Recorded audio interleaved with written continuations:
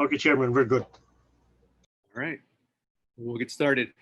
Good afternoon, everyone, and welcome to the August 11th regular meeting of the Community Development Commission. I'm Jorge Perez. I'm the chairman of the CDC and the host of today's virtual meeting.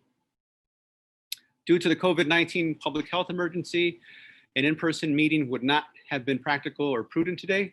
Therefore, in accordance with the Commission's emergency rules, this meeting is being held virtually on Zoom and can be viewed live via the Commission's website. The court reporter is present today to record the proceedings. Now, Commissioners, you all have been designated as panelists on this platform, which means that you will be able to control your microphone. Now, please remember to place your microphone on mute unless you need to speak. If you want to be recognized, please activate the raise your hand feature and you will be called in order.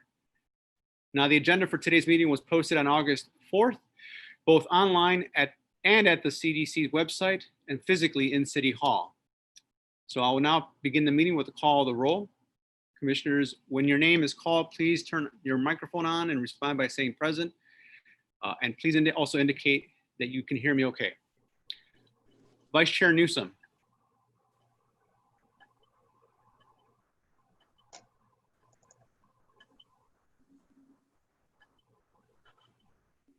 I think I saw Shirley. She's there. Vice Chair Newsom. Present, and I can hear you. Okay, thank you. Secretary Butler. Present, and I can hear you clearly. Thank you. Commissioner Brooks. Present, and I can hear you. Thank you. Commissioner Buford. Present, and I can hear you. Thank you. Commissioner Cepeda. Here, and I heard you. Commissioner Cox. Commissioner Curtis.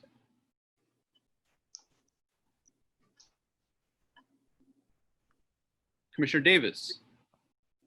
Here, and I can hear you. Commissioner Griggs.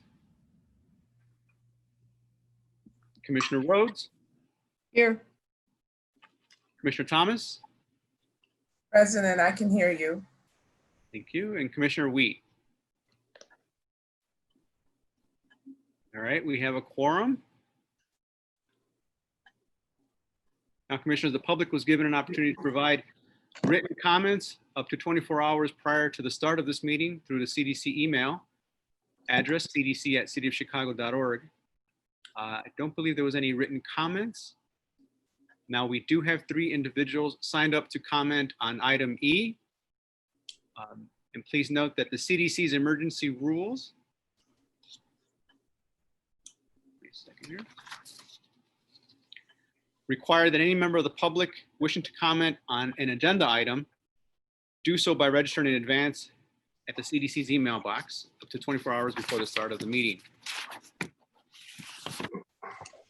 Due to the limited technology capacity, if an alderman or a designee and up to 15 members of the public shall be allowed to speak at this meeting, and each speaker will be allocated no more than 3 minutes, which you see on the screen. So we have 3 speakers, and I will call out the first, Mr. Carlos Nelson. You can begin.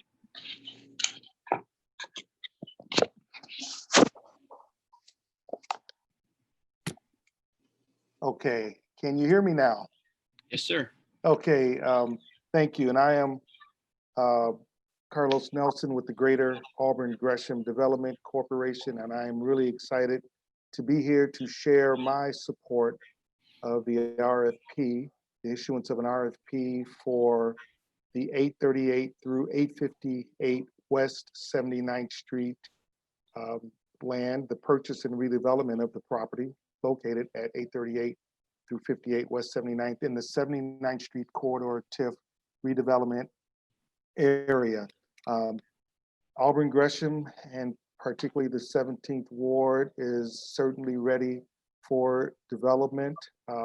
Invest Southwest has been a fabulous kind of resurgence of focus, and here, in keeping with the Auburn Gresham quality of life plan, of which 1,500 or so residents came together to lay out plans for redeveloping and improving the quality of life of the Auburn Gresham community, the 17th Ward, and our local economy. Not only is Invest Southwest a great infusion of excitement, but as I mentioned, residents here in the community are excited about redevelopment of that property, which has been vacant for generations. That property at 838 through 858 West 79th Street is directly across the street from the recently announced Auburn Gresham Healthy Lifestyle Hub at 839 West 79th Street, which GAGDC is leading. Not only that, or 839 Auburn Gresham Healthy Lifestyle Hub, but there is also a metro station coming 2 blocks away at 79th and Low, all within the 79th Street corridor, TIF, all in the 17th Ward, all at a time when elected officials, community partners have all come together and coalesced about what it takes to rebuild our community.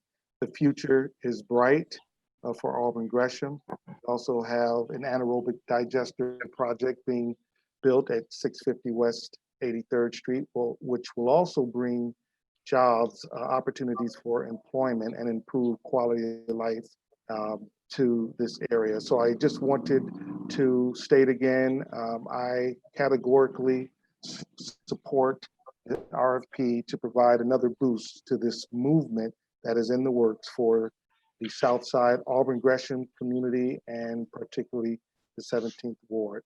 Thank you very much. Right. Thank you, Mr. Nelson. It was great hearing you. Now for our next speaker, we have Roy Donoso. Hello. Hi, can you hear me? Yes. Yes. Hi. Well, thank you very much for the opportunity to talk about these projects in general. I think these are all great initiatives. I as a developer, my company is Sumec, as a minority developer, as an MB, as a DB, active DB, MB, we're very excited to see this type of projects that we would love to be part of, not only because we see it as a great addition to the current environment in each one of the areas where they're going to happen, but also besides the economic, the social impacts that they will have, it's great to see how these areas are being renovated and re-energized.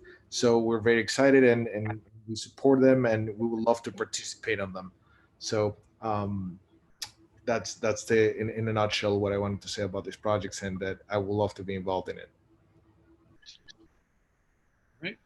Thank you, Mr. Donoso. Now I had on here, Chris, that there was 3 speakers. If there's anyone in the speaking participants panel, can you just raise your hand if you wanted to speak? Chairman, the third person was Miss Norma Sanders, and I don't see her name in the attendee list. Okay. Would that person be on the phone at 0832, last 4 digits?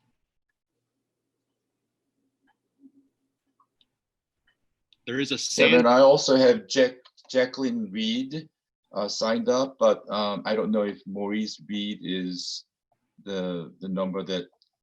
Okay, there you go. I think that Maurice Reed just raised. Yeah, I see. Okay.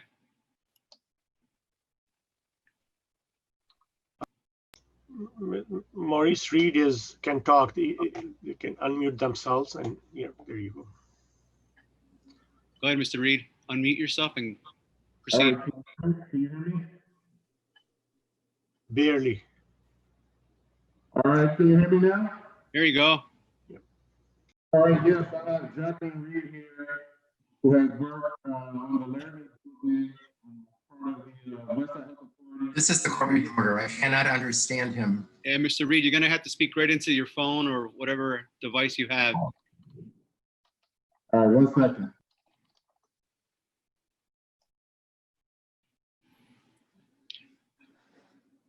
You want to try once more? Can you hear me now? Yes. All right. Here I have Jacqueline Reed here. She'll introduce herself. I'm very happy to be here today, and I have loved the building on the Laramie State Bank building on Laramie and Chicago Avenue forever. So I'm very happy to participate in this conference, and I want to thank the panel for inviting us. I am, one of the things that the community needs most is a way to learn about our rich history and culture.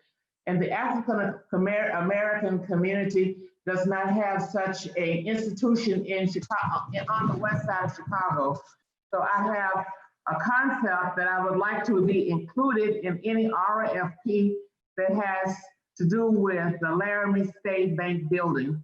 And what I'm proposing is that the RFP looks at having an African American Cultural Arts Museum. And the museum will feature both real and virtual learning opportunities in this historic setting. It'll be equipped with cultural artifacts, which can also be experienced virtually. And in this facility, we would like to see youth be able to sit in a community setting, and they would be able to dress in some of the clothing that men wore in the 50s and the 60s and the 70s. And they would be able to look at processed hair or even experience that and dance at the Peppermint Lounge and other popular lounges on the west side. And so the videos will help to explain the history and give them a cultural viewpoint and let them experience it on the west side in the Austin community.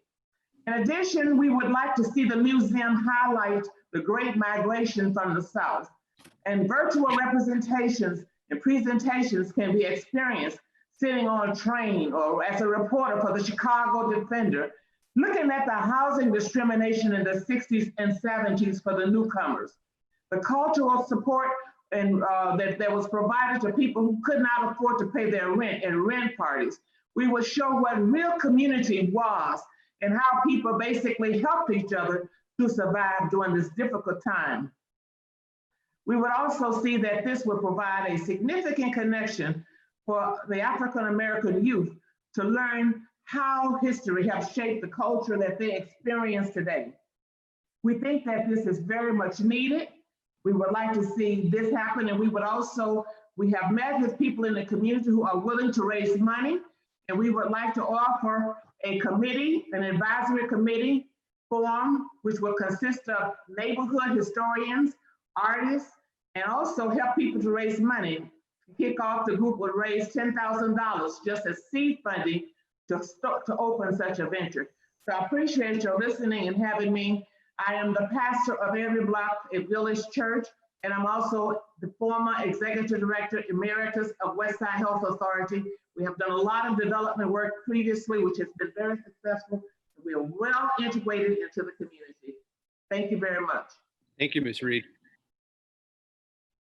Any other individual on the attendee list? All right, seeing none. We will now close public comment portion. So commissioners, the first item on our agenda. Chairman. Yes, sir. Chairman, I apologize. There's an individual, Ms. Bell, who signed up also. Just raised her hand. Hi, I'd just like to echo Mrs. Reed's comments. I'm the current Chief Development Officer for Westside Health Authority, and we are developing a lot on Chicago Avenue. And, we would really love to just see this development happen. And I just want to thank her for her participation today on today's call. Okay, thank you, Ms. Bell. All right. So again, commissioners, the first item on the agenda requests approval of the minutes of the July 14th CDC meeting, and you've had an opportunity to review the minutes. And if there are no corrections, we look for a motion to approve. Do I have a motion? I have three corrections, Mr. Chair. Vice Chair Newsom, go ahead. Section 2 of the minutes should indicate that I was present. All right. Section 3 should indicate that I was present and voted in favor. All right.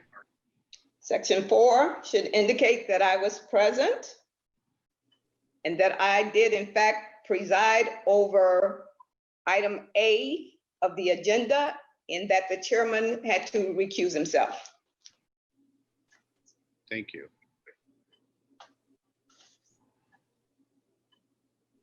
Anyone else, commissioners? All right, seeing none, do I have a motion to approve with those corrections?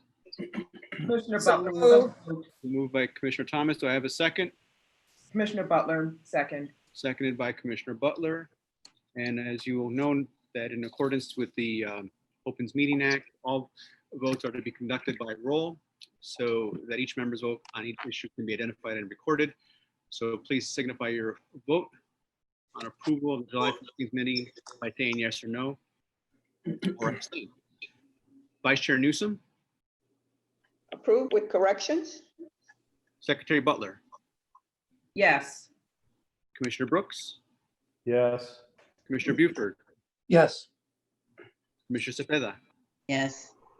Commissioner Cox. Oh no, he's not here. Commissioner Curtis. Yes. All right, let the record indicate Commissioner Curtis is here, present. Thank you. Vote yes. Commissioner Davis.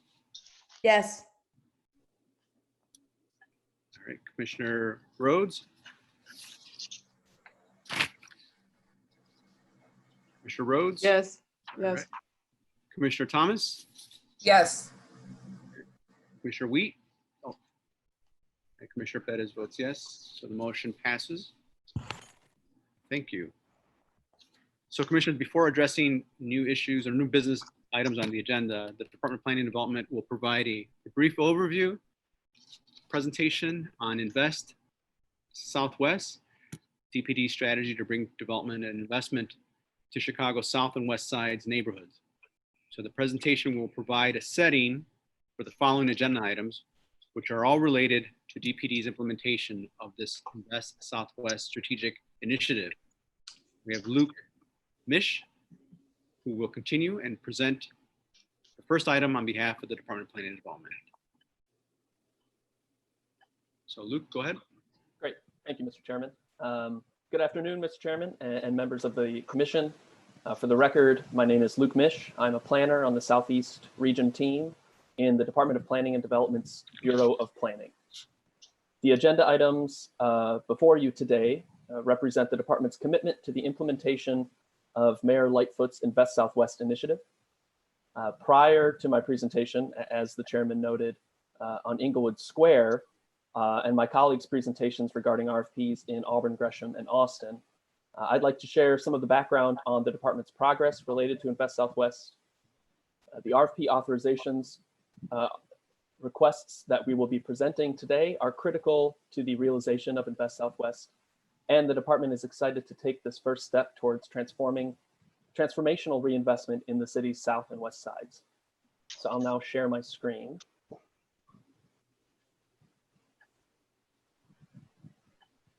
Okay, and can everyone see my presentation?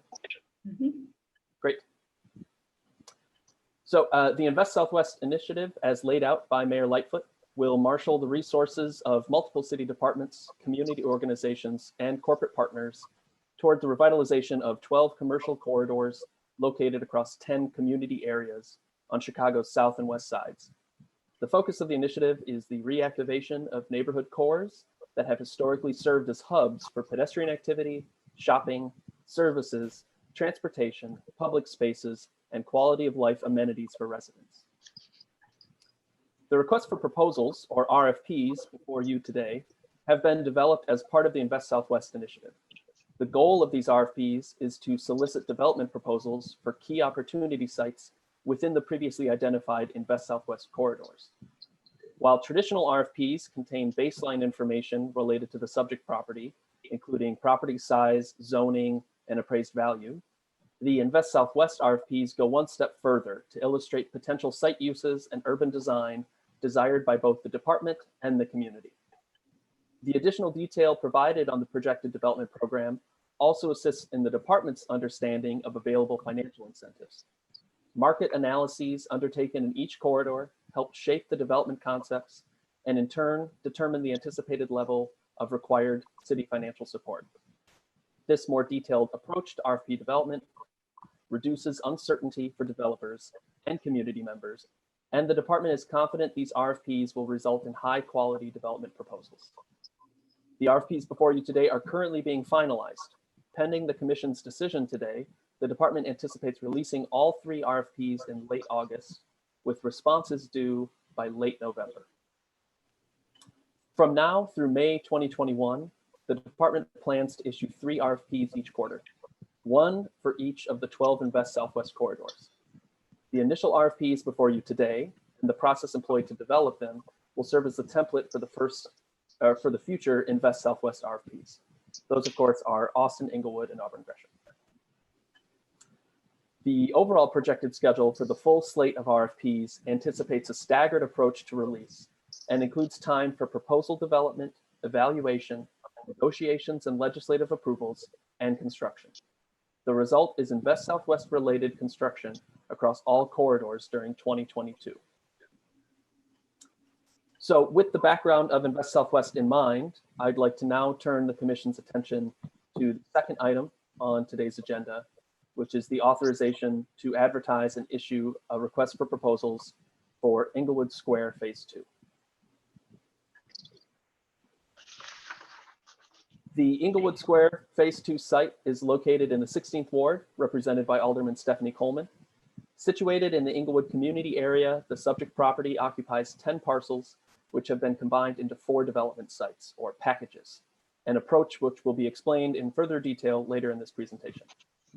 As its name suggests, Inglewood Square Phase 2 represents the second phase of the Inglewood Square project, which resulted in the redevelopment of city-owned land into a neighborhood shopping center anchored by a Whole Foods grocery store.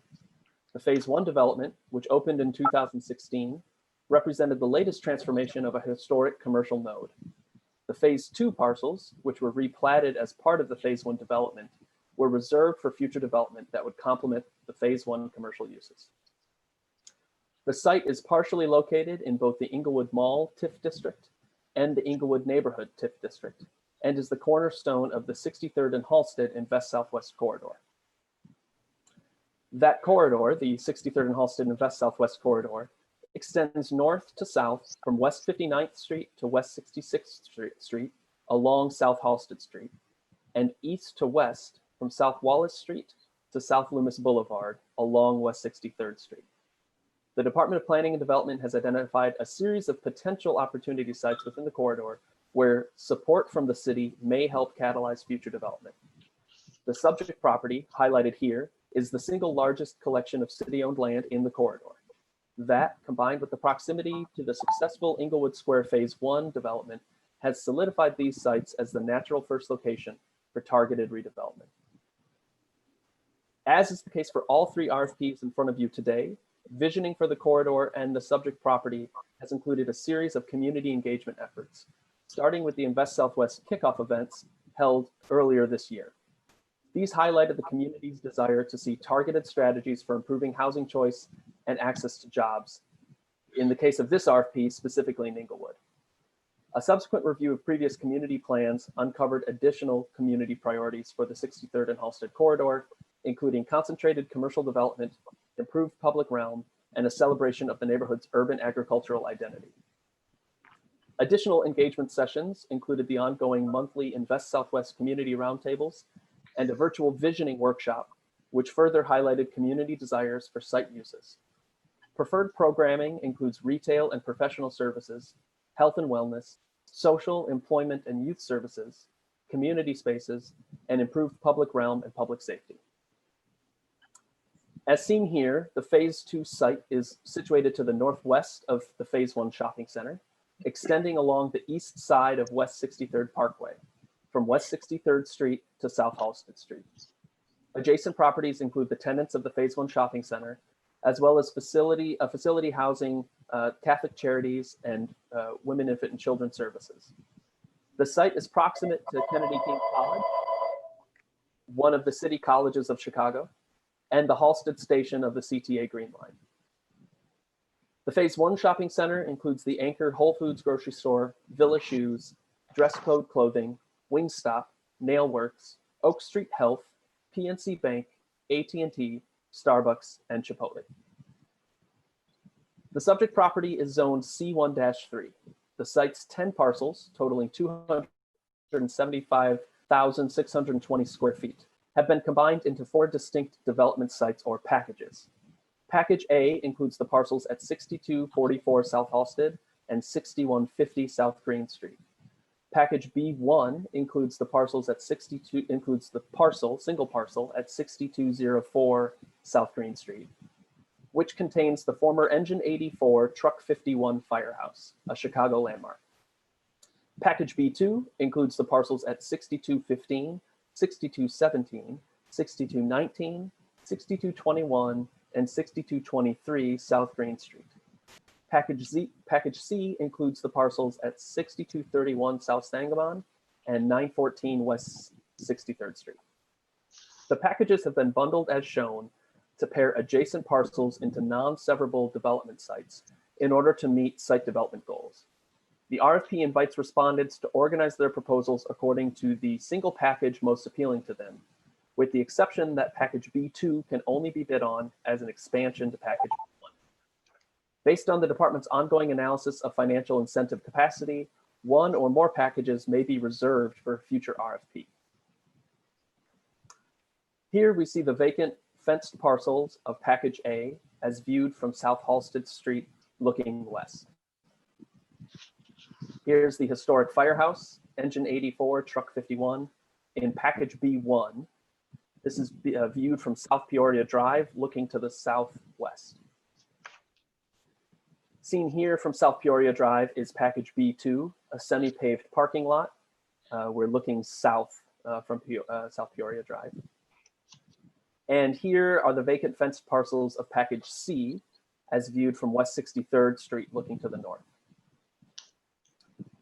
In partnership with a pro bono team of designers assembled by the Chicago Central Area Committee, multiple development concepts have been generated to illustrate potential development scenarios.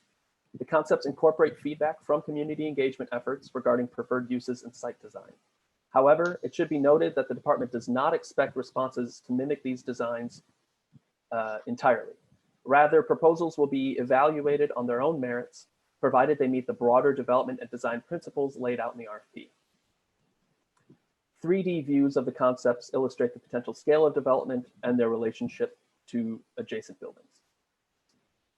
So in closing, the Department of Planning and Development recommends CDC approve the advertisement and issuance of the Inglewood Square Phase 2 request for proposals. And with that, I want to thank the Commission for its time. I'm happy to take any questions or revisit any portions of the presentation. Thank you, Luke. Now, is Alderman Coleman on, or someone from her office?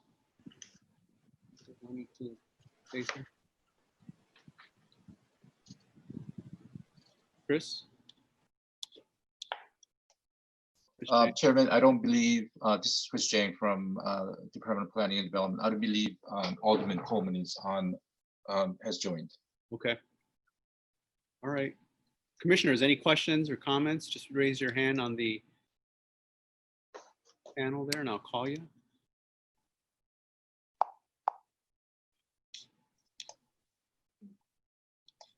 Not all at once.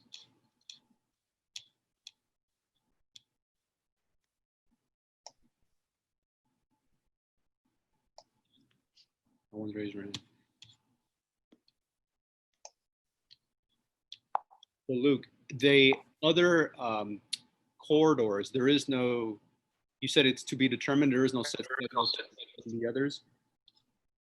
I'm sorry, miss, there's no, for the other corridors, what? For the other corridors,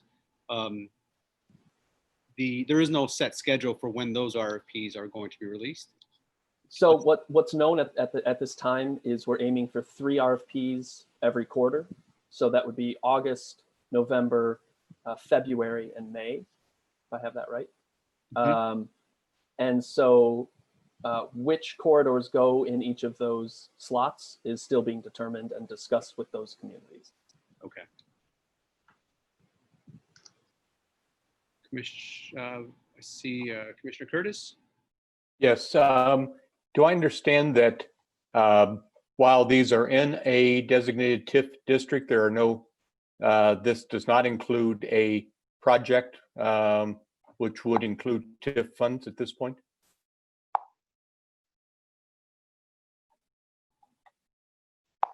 Sorry, had a hard time unmuting there.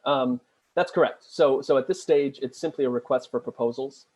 We do anticipate the need for TIF funding to realize the eventual development, but we won't know what that development is or what that ask is until we receive responses back from developers. So those responses are anticipated in November, and then there would be additional engagement at that point with the community, and we would enter into final negotiations starting in 2021. So I wouldn't anticipate a TIF request coming until sometime in the spring, let's say, of 2021, something like that. I understand. Thank you. All right. Commissioner Cepeda? Thank you. I just wondered, it says that part of the response should address, affirmative action, but do we have any specific levels of participation, and shouldn't we be very explicit about that in the RFP? Because that's when we will have the most leverage, I think. Yeah, that's right. At this stage, we're still working with the law department to craft that language correctly. What we do know is we will hold respondents to the existing ordinance at the 26 and 6. We're finding ways to emphasize that going beyond that certainly meets the desire of the department, but we're working on how best to shape that discussion within the RFP. But we do want to be very targeted with that, certainly. All right. Secretary Butler? Good afternoon. Could the department specifically comment on any environmental remediation that needs to be done in conjunction with the development of these sites? Sure, yeah. I didn't get into that in any detail here, but all of the phase 2 sites, which actually, if I just flip backwards here, let me go to a map. So packages A, B1, and C on this map are all part of Inglewood Square phase 2. So they were platted and had initial phase 1 and 2 environmental assessments done. There is lots 2 and 4 that you see here. Let's see, the western edge of package A and the northern end of package C. Those are slated for open space based on the remediation that's already been undertaken for those sites. They've been capped, and there's actually a stormwater vault under each of those sites that drains additional parts of the parcels. So those are essentially set for open space based on the existing remediation. Lots 1, 3, and 5 have undergone a phase 1 assessment, but any developer would need to take on an additional phase 1 based on any changes and advance that towards phase 2. There are no further remediation letters for lots 1, 3, and 5. So those will need to be addressed. Package B2, I'll note, was not part of Inglewood Square phase 2 initial replatting. So that has undergone no environmental assessment at this stage. So that would need to be taken on by the developer. And all of that is outlined in the RFP with language directly from AIS.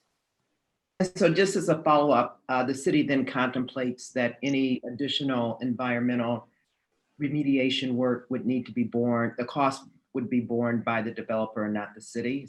That's a question. I think well, that'll probably be an active negotiation. I think what we recognize with the market in I think all 3 of these corridors, but certainly in Inglewood, is such that there will definitely need to be some healthy city support financially. That may take the form of environmental remediation. It may take the form of TIF funding for other site prep. So I don't know that we can commit to that being borne by the developer, but it's going to be part of how they lay out their finances when they apply. Thank you. Commissioner Thomas. My question is how will you address the environmental cleanup in the RFP that will give the developers or any respondent an idea that they may be able to negotiate any cleanup in the phase 1 or phase 2 reporting that they need to do? Sure. Evaluations. Yeah, so what's laid out in the RFP is what's expected of the sites in terms of the level of assessment and the level of cleanup. Obviously, some of the sites we can't speak yet to what level of cleanup is needed because the assessment will uncover that and those need to be taken on. The costs related to those are expected to be broken out by the developer. And if they feel that in order to make the development work, they need city support for that, they're welcome to indicate as much in the proposal. Obviously, proposals that don't seek that support will be, more attractive for the city, and so that will be part of what gets balanced in these proposals is what kind of financial support is needed. So the level of environmental remediation will not be negotiable. It's just a matter of how it's funded. Okay, thank you. Commissioner Rhodes. I'm wondering about the firehouse. You just say firehouse in the different scenarios. Is it expected that would be commercial or not rehabilitated? Do you have a plan for that? Because I know that people have struggled with how to maintain something that can be commercially viable and maintain the landmark status. So what is the thinking about that? Yeah, right now we're definitely looking. It would be the revitalization of the building is a centerpiece of this site, and so initial discussions with the community and others have been pointing towards dining related uses, potentially some community uses. It's a 2-story building, about 4,500 square feet per level, give or take. So it's possible that we could see revenue generating dining on the first floor and either a continuation of that on the second floor, potentially banquet space, potentially community space on the second floor. So again, we don't have a plan per se for that use, but what we have are a menu of uses that the community is excited about, that we will be communicating to developers to then see what they might come back with in their vision. Yeah, I guess I just wonder, well, number one, is the city prepared to subsidize, somebody that's going to have a restaurant there because they're, it's just going to be challenging to make money there and rehab it.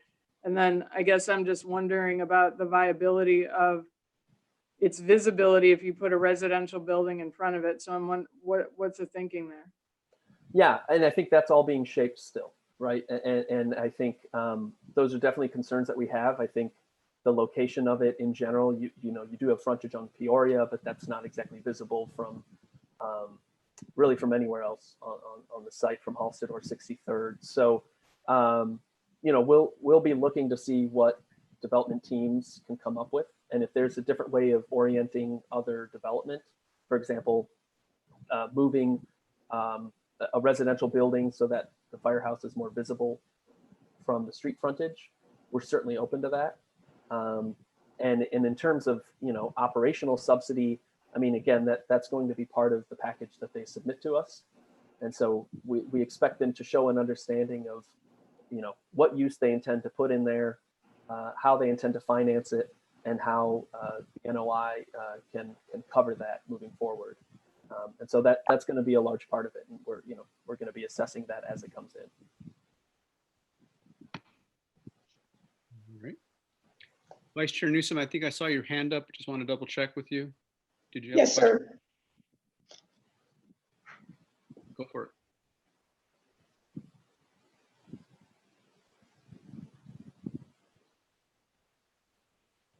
Check your mic. You didn't, you ended up muting it.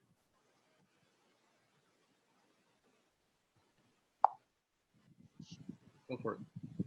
Can you hear me now? Yep. You're in the air. Go ahead. Yes. Yes, Vice Chair Newsom, go for it. Do we have aldermanic support for this project? I did not note it in any of the information that we were provided. Yes, we had a really great session with Alderman Coleman. So the entire site is located in the 16th Ward. We had a good meeting with her and her community development task force on Friday. The alderman stated that she would be in support supportive of the project if that group had consensus support for the project. And everyone speaking at that event shared their indication that they are ready to move forward and see the release of this project. We were hoping Alderman Coleman would join us today. I'm not sure if she was unavailable, but yes. Thank you. Commissioners, any other questions? Don't see anyone else.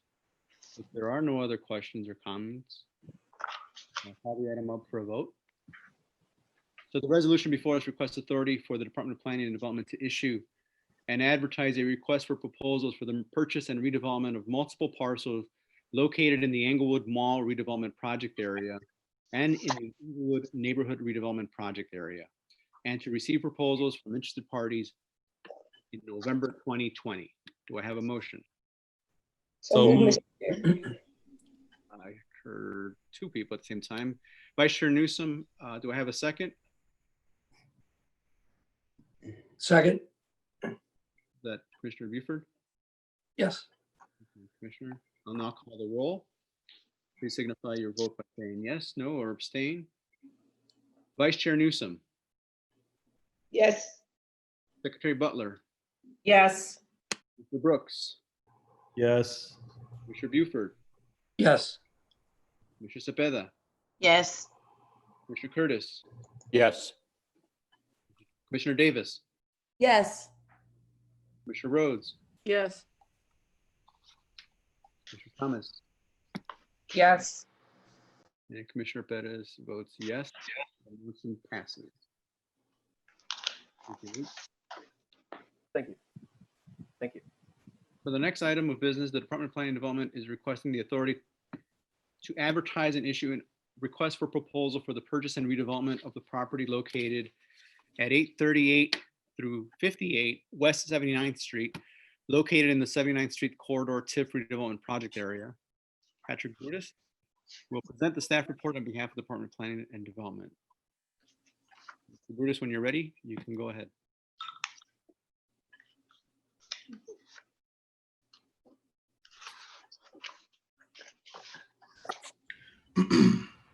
Thank you, Commissioner. Good afternoon. Good afternoon, Mr. Chairman and members of the Commission. For the record, my name is Patrick Brutus with the Department of Planning and Development. The resolution before you seeks authorization for the department to advertise and issue a request for proposals for the property located at 838 to 858 West 79th Street. The subject site of this RFP is comprised of 6 contiguous city-owned vacant parcels in the 17th Ward with a total area of 22,944 square feet. Additionally, the site, which is located in the Auburn-Gresham community area, is zoned B12 Neighborhood Shopping Commercial District and lies within the boundaries of the 79th Street Corridor TIF redevelopment area. As part of the department's mission in this aspect of the Invest Southwest initiative, it was extremely important that we understood the characteristics and features that make these communities unique. By reviewing the various community plans, first, we were able to understand the critical data points and key demographic statistics of Auburn Gresham prior to the kickoff launch held last December 2019. Our field survey tour of the neighborhood in the first quarter of this year, and prior to the commencement of our community engagement roundtable series, which remains a critical and ongoing part of our planning process and program today. What we discovered during these key action steps was that this community is a stable rooftop community with a fairly young median age and an extremely solid population base.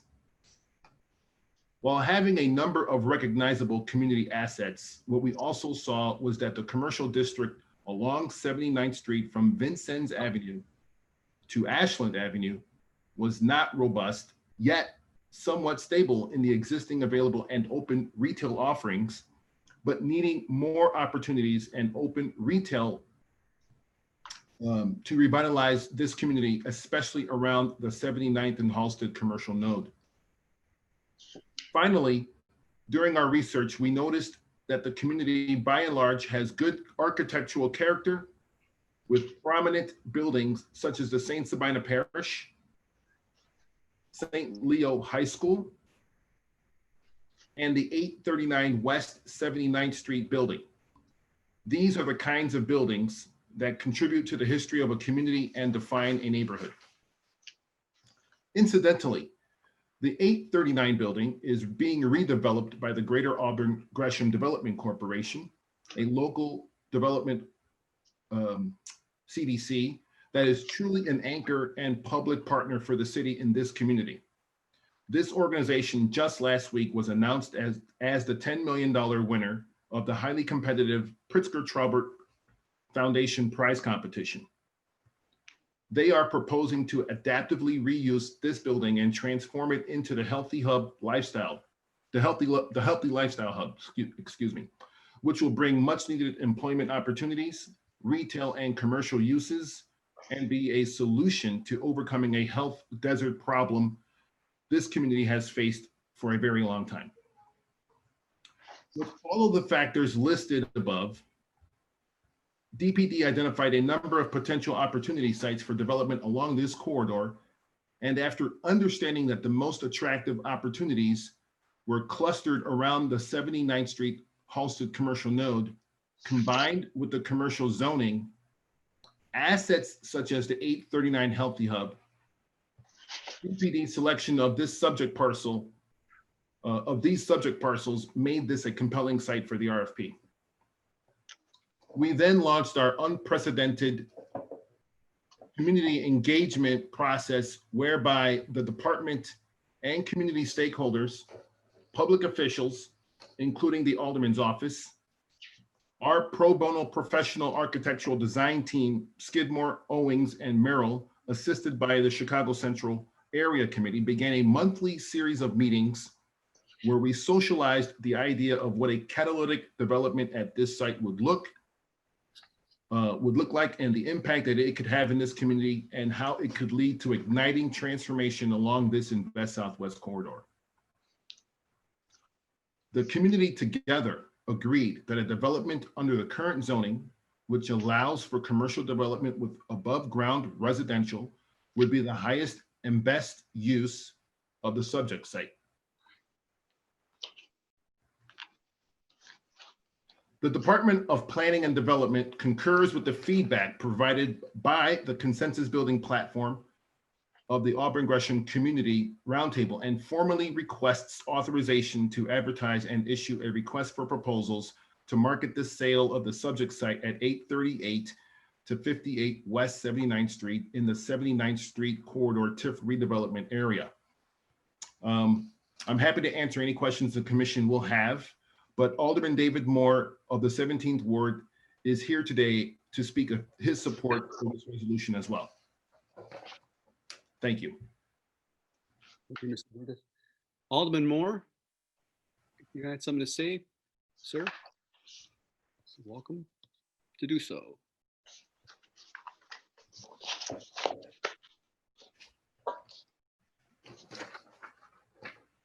Is he still on?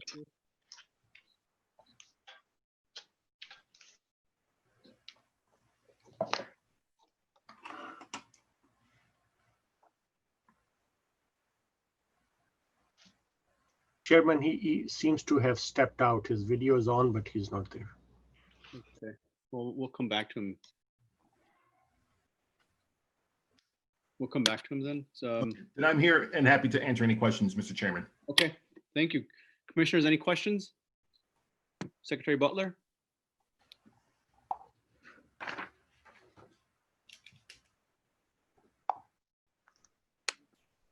Go ahead, Secretary Butler. Sorry, I was trying to unmute. Just a quick question for the department. In terms of the development goal, it says that ideally this development will include residential units above ground floor commercial uses. And during your presentation, you mentioned that description of the development came out of the visioning process conducted with the community. Under what circumstances will the city consider other uses for this site, or is the community essentially guaranteed that the city will only consider developments that include residential units above ground floor commercial uses? Thank you for your question, Commissioner Butler. The goal as stated, the goal as stated of developing this site with the highest and best use, which includes residential above ground floor retail, is our priority. Obviously, we want to build a strong corridor wall here, hold the street, really build upon the asset across the street at the 839 building, but also we want to do our best to increase density in this community. And so, although we have a stated goal, we will review all the proposals that do come in, and we are only hopeful that the respondents will pay close attention to the request for proposal guidelines once released. Thank you.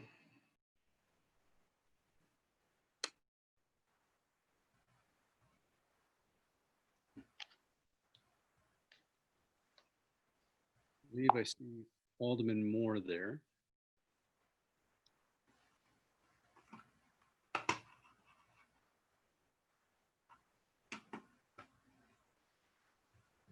Someone from Alderman Moore's office? Yeah, that's the Chief of Staff. Ah, okay. Yes, hello, everybody.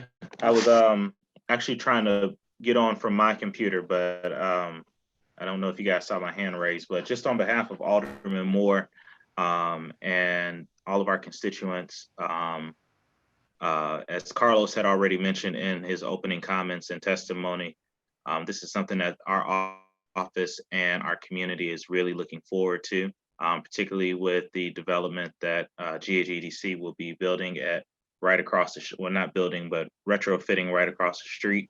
In addition to Leo High School and the great work that they're doing, and just all of the things that will be happening along 79th Street.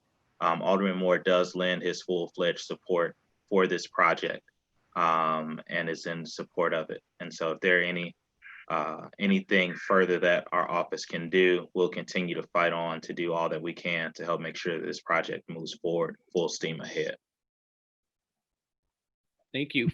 For the record, could you just state your name again? Sure, it's Javon, spelled J-E, capital V as in Victor, O-N, last name Moore, M-O-O-R-E. Thank you. Yeah. Commissioners, any other questions? I might have one. Vice Chair Newsom? My question is, basically, there were three, I believe I read three major retailers, service providers that left the community. And I guess I'm wondering whether or not their departure occurred before this visioning session and these plans were presented, or did this occur after the fact? Thank you for your question, Commissioner Newsom. You're speaking, I think, of the Bank of America building, the CVS, and the Save-A-Lot. All Yes. three of those stores and service providers in the Auburn Gresham community at this location on 79th Street, all of them closed prior to the commencement of the visioning and community roundtable process. So the Alderman has led our charge with trying to find suitable replacement developers and or end users or relocation of different stores or what have you that can come into this community and relocate at either one of these three locations. The community also is eagerly anticipating an end user at any one of these three, and we have begun the process of speaking to some who are interested in relocating at these three sites. So that work continues. That is not necessarily part of this RFP, but obviously next year or the end of this year or 2022, we hope to have a strong corridor there with reuses at those 3 buildings. Will any effort be made to re-engage those particular businesses? We have spoken to a few of them. We've spoken to the CVS folks, so we understand what their program and their goals are. And we've referred people to communicate with Save a Lot. So we're talking to folks and we're pointing them in the right direction. Obviously, the city doesn't have site control of those locations. So all we can do is entertain the idea of trying to, support anyone moving in with any of our incentive plans and programs that we have in our toolbox. Thank you. Mhm. Any other questions, commissioners? If there are no other questions, I'm going to call the item for a vote. Do I see that someone? All right. So the resolution before us requests authority for the Department of Planning and Development to advertise and issue a request for proposal for the purchase and redevelopment of 838 through 858 West 79th Street, located in the 79th Street Corridor Redevelopment Project Area, TIF, and to receive proposals from the interested parties in November 2020. Do I have a motion? So move. All right, let me clarify that. Who was the first person? Was that? Latasha Thomas, so move. Commissioner Thomas, thank you for the motion. Do I have a second? Second, Brooks. Second by Commissioner Brooks. And I'll call the roll. Please signify your vote by saying yes or no or abstain. Vice Chair Newsom? Yes. Secretary Butler? Yes. Commissioner Brooks? Yes. Commissioner Buford? Yes. Commissioner Cepeda? Yes. Commissioner Curtis? Yes. Commissioner Davis? Yes. Commissioner Rhodes? Yes. Commissioner Thomas? Yes. And Commissioner Bettis votes yes, and the motion passes. Thank you. Yeah, and congratulations to Carlos Nelson. Very well deserved, sir. All right, the next two items of business. The Department of Planning and Development requests approval of two separate but related resolutions. The first resolution is for authority to acquire 5200 through 5224 West Chicago Avenue, located in the Austin Commercial TIF Development Project Area. And the second resolution is to request the authority to advertise and issue a request for proposals for the purchase and redevelopment of the property located at 5200 through 5224 West Chicago Avenue, located in the Austin Commercial TIF Development Project Area. Ethan Lassiter will present both projects on behalf of the Department of Planning and Development. Yes. Go ahead. Good afternoon, Chairman and Commissioners. Can you see my screen? Issues. All right. So for the record, my name is Ethan Lassiter, a planner on the West Region team in the Department of Planning and Development's Bureau of Planning. Again, I'd like to focus on the fourth item on today's agenda, a request for acquisition authority for the Laramie State Bank site. This is directly tied to the fifth item on today's agenda, a request to advertise and issue a request for proposals for the Laramie State Bank site.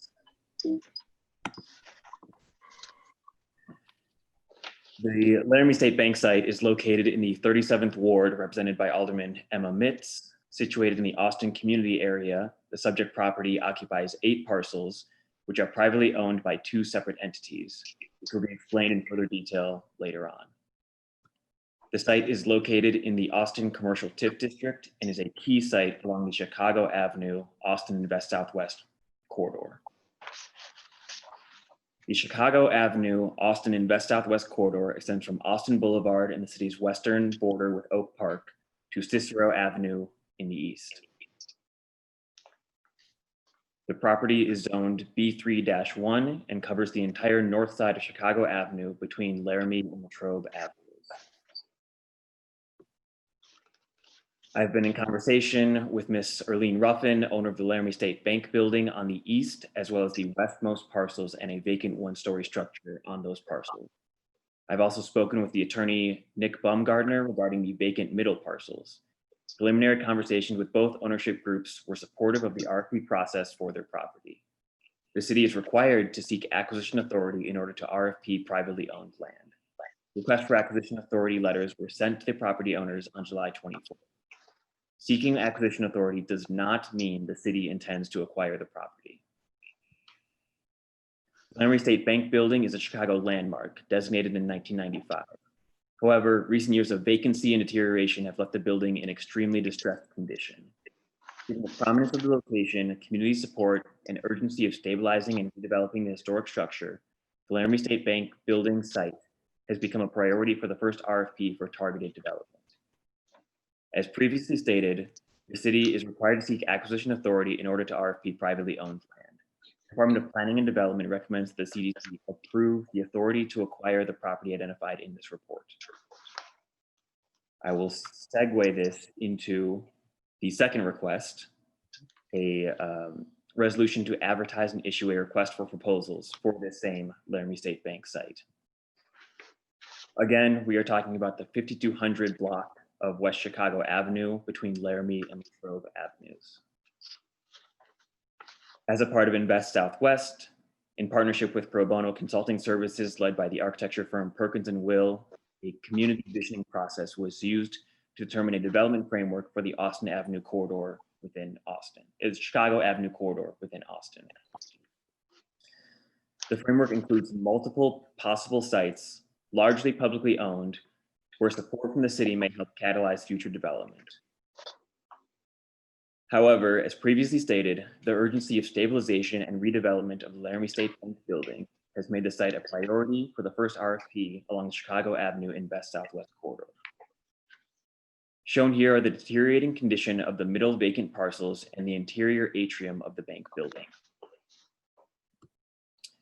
Multiple development options have been generated to illustrate potential development scenarios. Concepts incorporate feedback from community engagement efforts regarding preferred uses and site design. However, it should be noted that the department does not expect responses to mimic the design seen here.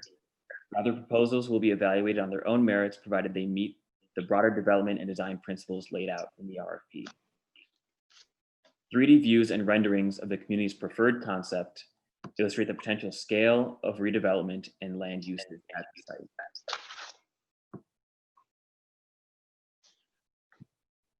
As previously shown by my colleagues, this RFP issuance will serve as a development manual for respondents by showing what is desired by the community and feasible with coordinated city incentives. Per the RFP, the city prefers and desires to facilitate a private transaction between the selected RFP respondent and the current private property owners.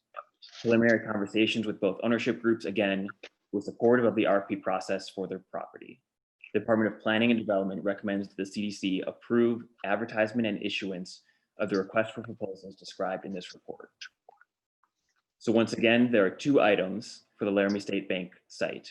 First, DPD is seeking approval for acquisition authority, and second, authorization to advertise and issue a request for proposals. With that, I am glad to take questions. Thank you, Ethan. I want to make sure, is Alderman Mitz on or someone from her staff?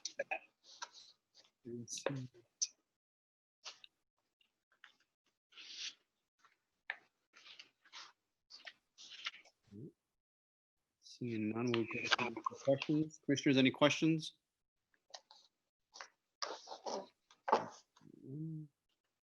Secretary Butler? Good afternoon. I just want to make sure I understand the sequence of events from the city's perspective. So perhaps a series of questions. The department is looking for approval to potentially acquire, these properties. Is there a scenario? What's the timeline envisioned by the department? Will the city acquire these properties in conjunction with potentially acquire the properties in conjunction with the issuance and awarding of the RFPs? Could the properties potentially be, since they're privately owned, could they potentially be acquired by the developer or developers that are the successful awardees as a result of the RFP process? Can you describe a bit more what the city's envisioning as it relates to the actual timeline and process of development? Yeah, gladly. As opposed to the previous two presentations, which were RFPs for publicly owned land, in order for the city to issue an RFP, we have to seek acquisition authority as stated. So again, it's acquisition authority. It's not that we intend to acquire the property. Again, our first preference, as shown in the RFP, is to facilitate a private transaction that a private developer acquires or buys the property from the private landowners, current landowners. Ideally, in that scenario, the city is never acquiring or owning the property. Did that answer all your questions or all aspects of your questions? I guess just a quick follow-up question. Are there any circumstances under which the city would consider unbundling that approach and which would require that the city acquire the property prior to awarding the development? The city legally can consider that option. It's certainly not our preference at this point. But yes, we have the flexibility to consider that option and could acquire if that made things easier going forward. But again, that's certainly not our position at this point. Great, thank you for the clarification. Thank you.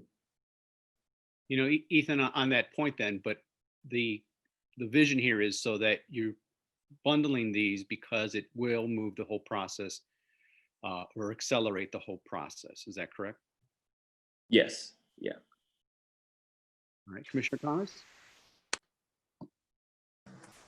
Okay, I just want to make sure I understand that you're saying that in order to issue an RFP, you merely need the permission to acquire the property. Yes, exactly. That's, yeah. And in the RFP, it will state that the respondent has to acquire the property? Or will they look to the city possibly to own the property before they start? What will the RFP say as it relates to ownership of these properties? The RFP will say that the city would prefer to facilitate a private transaction. So the private developer would acquire the property or buy the property from the private landowners. In that case, the city is helping that negotiation move forward, but is not acquiring the property themselves. So the city has authority to acquire the property, but prefers that the developer acquire the property. Is that what the RFP will say? Yes, that's exactly what it RFP is. will address the fact that the city has authorization to acquire the property. Yes.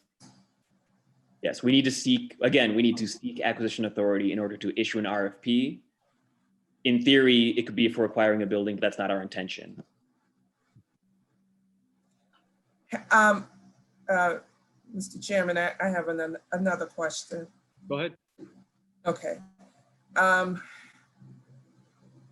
For at least 3 pins of the properties, there was a letter sent out to the owner.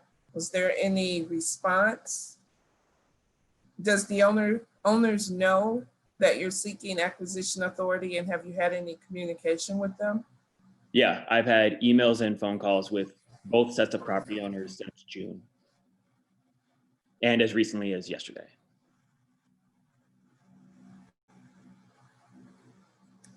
Okay, thank you. Secretary Butler, you have your hand up again? Yeah, I just have a follow-up question for the department. Is there a scenario, given that there are, I believe, 2 sets of owners, that a private buyer could, enter into an agreement with one of the owners but not the other? And then what's the position that the city will take with respect to the overall redevelopment of these parcels if that scenario occurs? Well, our goal in bundling the sites is that a larger site is more feasible for new construction and is more feasible for development regardless, given that the Laramie State Bank occupies an entire pin on its own. If a private developer suggested a transaction that used less than the full site and really wanted to advance that, we would again go through the same process of presenting to the community a proposal that wasn't using the whole site, but was this in the community's interest to advance this project because it happens to be the best option, even though it's not using the full site. No, but my question was a bit different. So, but thank you for that answer. Because there are two different sets of property owners, what if the developer has a vision for the entire site, but is unable to strike a commercial transaction with one of the two owners? Again, we've had preliminary kind of agreements from both property owners about this RFP and about this project and about the intention. Both have been preliminarily willing to participate and willing to dispose of this as an asset of theirs. Again, for another negotiation, if it became a challenge, the city, again, has acquisition authority. It's not our goal to, but if it has to be used to advance this project or is the best way, it will certainly be considered more than it is now. Thank you. Commissioner Davis? So I think maybe you answered my question, but I guess I just want to make sure that I'm clear. So you're representing that all of the owners who are involved are willing and have expressed interest in wanting to sell their properties, I assume for the right price. Is that correct? Yes, that's my understanding of my conversations with the two ownership groups thus far. They have been. And I'm sorry, go ahead. I didn't mean to interrupt. No, they've been willing, yes. And so there's no holdout that's being, I guess, pushed in that direction and against kind of what they want to do with their land. No, not from any conversation I have had or heard thus far. Okay. Okay. Thank you. Thank you. Any other questions, comments, commissioners? If not, I'm going to call the item up for a vote. So the resolution before us requests authority for the Department of Planning and Development to acquire property located at 5200-24 West Chicago Avenue in the Austin Commercial TIF redevelopment project area. Do I have a motion? So moved. Brooks. So moved by Commissioner Brooks. Do I have a second? Second, Commissioner Cepeda. Second by Commissioner Cepeda. Thank you. I'll now call the roll. Vice Chair Newsom.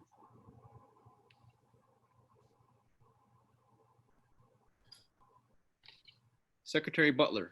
Yes. Commissioner Brooks. Yes. Commissioner Buford. Yes. Commissioner Cepeda. Yes. Commissioner Curtis. Yes. Commissioner Davis. Yes. Commissioner Rhodes. Yes. Commissioner Thomas. Yes.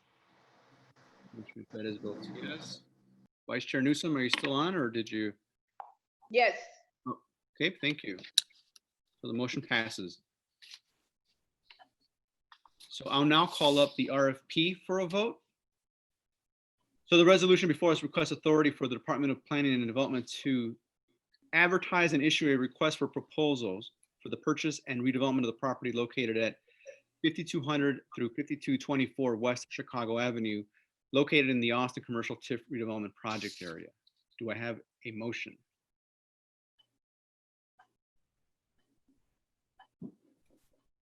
Motion to approve. So moved. Commissioner Rhodes? Seconded. Do I have a second? Second. Curtis. Commissioner Curtis. And I'll call the roll. Vice Chair Newsom. Secretary Butler. Yes. Commissioner Brooks, Yes. Commissioner Buford, Yes. Commissioner Cepeda, Yes. Commissioner Curtis, Yes. Commissioner Davis,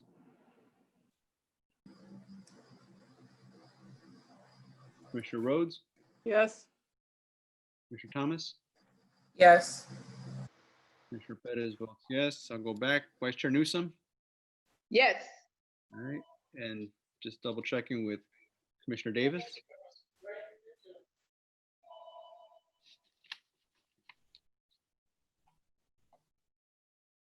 Is she still on?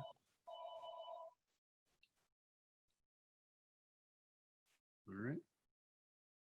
All the motion passes. Either way. All right. So that brings us to the end of our meeting. I'll now like to request a motion to adjourn. Do I have a motion? Motion to adjourn. We'll move by Vice Chair Newsom. Do I have a second? Second. Butler. By Commissioner Butler. All those in favor signify by saying yes. Yes. Thank you very much. And thank you very much, Ethan. Thank you. All right. So we are adjourned. Thank you very much, everyone. Thank you for your time today. And we look forward to Thank seeing you. you next And month. take care. Stay safe. Thank you.